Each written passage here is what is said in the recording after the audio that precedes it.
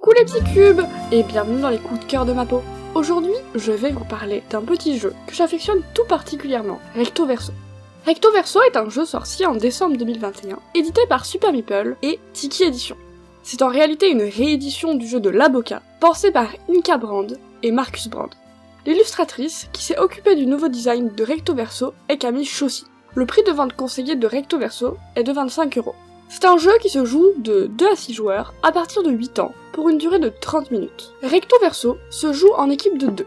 Personnellement, je n'ai eu l'occasion que d'essayer le mode à 2, où le but est tout simplement un combat contre la montre. Là, où 4 à 6 joueurs, c'est l'équipe la plus rapide qui emporte la victoire. Je parle de meilleur temps possible. Oui, mais quel est le but alors ? Je vais vous expliquer ça tout de suite. Dans Recto Verso, chaque joueur se met d'un côté de la boîte du jeu. Au centre, se trouve une carte mise dans une fente, de manière à ce que chaque joueur puisse observer un côté de la carte. À côté des joueurs, il y a des pièces ressemblant à celles de Tetris.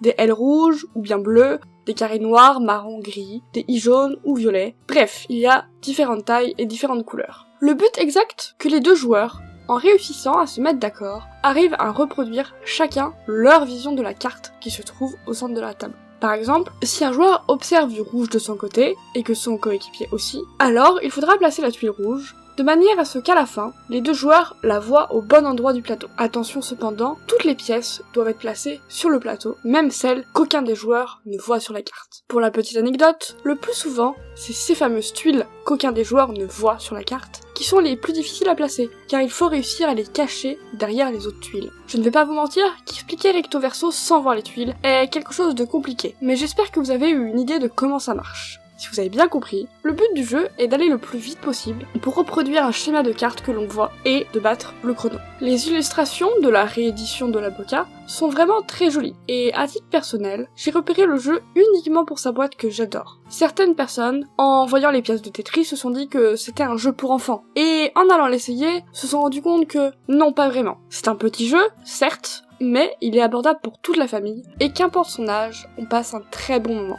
Pour conclure, je dirais que la réédition est très réussie. C'est un bon jeu d'ambiance pour toute la famille, c'est un casse-tête rapide et en équipe. Et je trouve à titre personnel qu'il manque de jeux d'équipe. Du coup, c'est que du bonheur.